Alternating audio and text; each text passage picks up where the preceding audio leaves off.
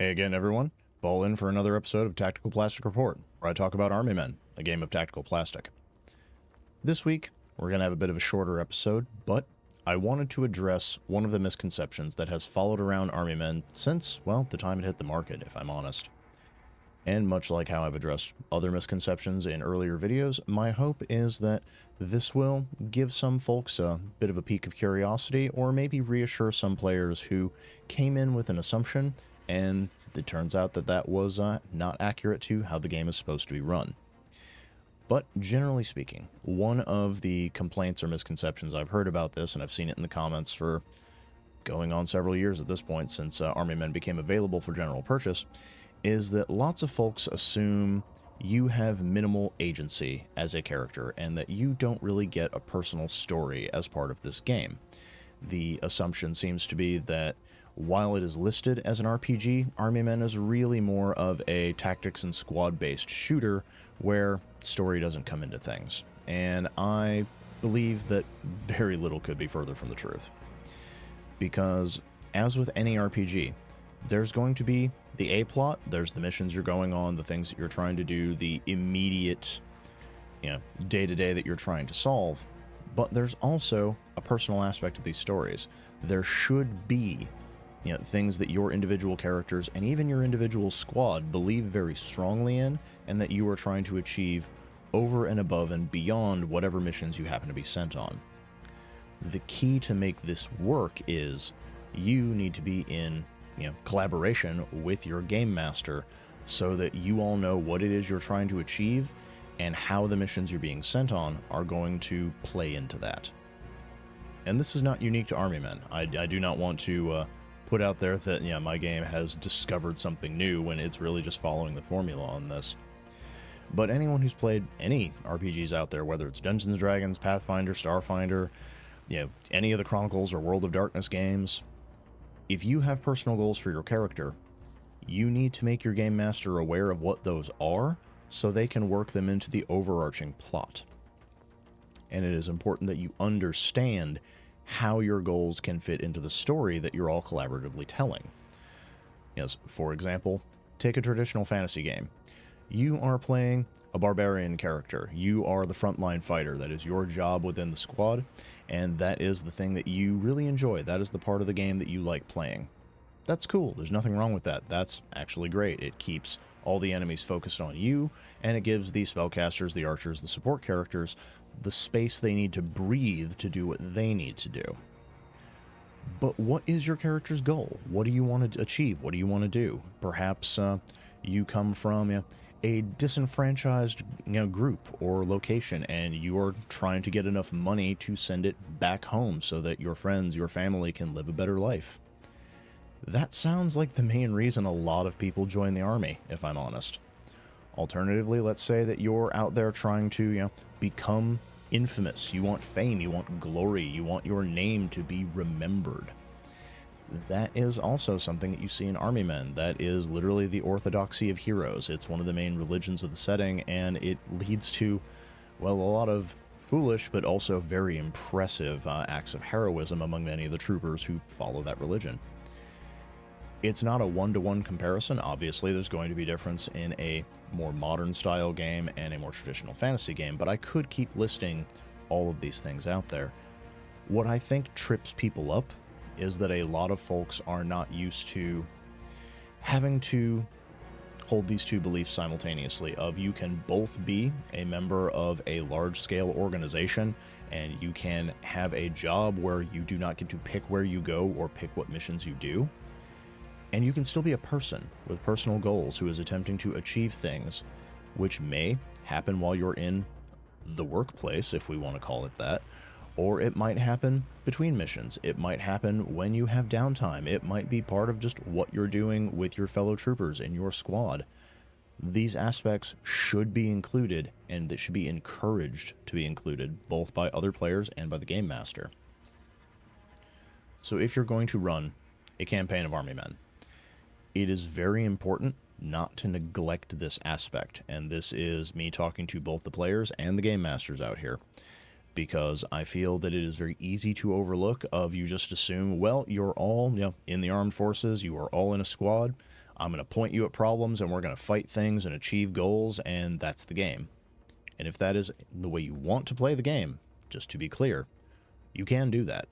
If you just want to have like a beer and pretzels, freak of the week, fight night sort of game, where you roll in from one mission to another mission and you just fight the things in front of you, save civilians, hold the line, that is absolutely a way to play this game. If you and your group like doing that, if that's the kind of story you enjoy, whether you want something big and bombastic like an 80s action movie, or you want something more low-key and serious like more of a Saving Private Ryan, you can absolutely do that. You can make the entire focus of the game just your missions and the camaraderie between you and your squad mates. At the same time, if you want to tell that deeper story, if you want those aspects as part of the game, you need to work to include them, which means you need to think about who your character is, where they came from, why did they join the military, did they do so willingly, do they want to stay in, or are they just looking to survive to the point where they can finish this tour of duty and go back home, or go somewhere else? Who is important to them in their life? Do they have friends? Do they have family? Are they alone? Are they just part of a huge group of people and they just didn't have opportunity where they came from? What are the things that drive them? Why did they join beyond whatever material conditions that they need to deal with? For instance, are they looking for revenge because the Vespoids killed their family or destroyed their homes and they want to exterminate these creatures? Are they looking to get out of a terrible situation of, do they come from an abusive household where the military felt like a far safer and less awful option? Do they come from a country where either you're going to volunteer or you're going to be conscripted, so it was easier to volunteer because you get better benefits, you might get a cushier assignment, and it allows them to move up, socially speaking? Do you have a character who, I don't know, maybe they have a sweetheart back home, but they needed to get the money to get together, a ring and a proposal, and this was the best way for them to get that amount of money and the amount of respect from, their love's parents. They knew they wouldn't agree to let them marry a shopkeep, but if they come back, with a captain's insignia on their uniform and respect, maybe they would give permission and say yes, so they don't have to elope. All of these aspects, whether your story is big, whether it's very personal, can be included, and you can work it into whatever mission you're doing. Even if it seems silly or unimportant, there are lots of little touches that can really add to your campaign as it goes on. Especially if it's just having the character who they've got somebody back home they need to get back to. We've all seen those army flicks where somebody's dying in their sergeant's arms talking about their girl, and now someone has to go tell her.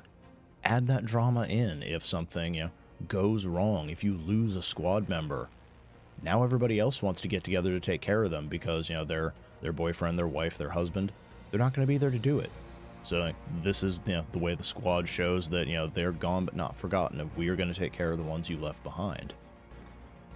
You don't need to have those emotional stabs if you don't want them, if that's not the kind of game you really enjoy.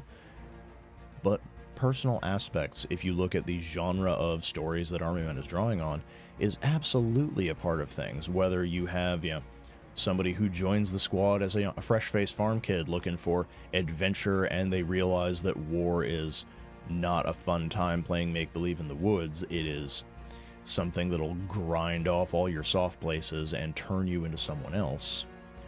Or if you want to have someone who maybe they were friendless and they finally find friends for the first time. They finally find a relationship dynamic they can fit into with a squad in a way that they really couldn't back home, for whatever reason. Or maybe you have someone who is deeply devoted to Queen and Country, and they are doing their best to protect their home, and that devotion really inspires something in those around them. There are all sorts of different ways you can work this in. But, end of the day, I could go on for a while on this, but the point that I want to make is that Army Men is not just a slightly more complicated, tactics-based, squad-based shooter. It is a full RPG, and it is meant to do full RPG shenanigans. So for lots of folks, when They're looking at it and they're asking, well, this, doesn't give me full choice. Whether it's, I don't get to choose who I'm, in a squad with. I don't get to choose what missions I get sent on. So what agency do I really have in this story? And the answer is the same agency you've had in any other RPG with this sort of setup. I know most folks out there at some point in time have played an RPG where you didn't have, like, ultimate freedom to choose where your character went or what they did. Whether you were in a Chronicles of Darkness game, whether it was Vampire, whether it was Changeling, and you had an NPC above you in the court who ordered you to take on certain tasks. That was just part of your oath and part of your duty, and that was what you and your group had to handle. Whether you were playing a more traditional D&D or Pathfinder game, and you were part of, the Pathfinder Society, or you were part of a mercenary company, there are so many setups that we have had very similar aspects to how Army Men is set up before, and we as players are creative enough to come up with those. But because it looks a certain way, it can make people a little gun shy. So take a moment, take a breath, ask yourself, who is my character? Why are they here? What do they want? And how is this assignment helping them achieve that? And if you do that, my personal opinion, as both the creator of the game and as both a game master and a player for so many other RPGs, it makes a big difference. Even if you're just putting in little silly things, if you're making your character more of a person and less a collection of abilities and skills, it really makes the game more memorable. And I would highly recommend that anyone who's going to sit down to a game of Army Men think about doing that, because there is a particular fun in playing a game where maybe your character is very silly or the world you're in is very silly, but the story really brings it home and hits you in your feels in a way that maybe you weren't expecting. Anyone who's played Pugmire will know what I'm talking about on this. But that was my topic for this week. It's just a thing I wanted to address because I've seen enough folks who have decided they don't want to play a game where they feel they don't get to put in story, and I felt that was a misconception. So let me ask you all before I sign off here, of what other parts of Army Men would you like to hear me talk about? What are things you're curious about? And what are things you'd like to see for the game going forward? What are some expansions you want to see added to it? Whether you're a player who's maybe had a couple of missions under their belt, or you're a game master who's read through the book and you really wish there was X, Y, or Z thing that I didn't include in the original release. Put those down in the comments below. They really help me decide what I'm going to work on next and what videos I'm going to make for this series going forward. But until then, like, share, subscribe, share the video around as well. And till next time, this is Tactical Blaster Report, signing off.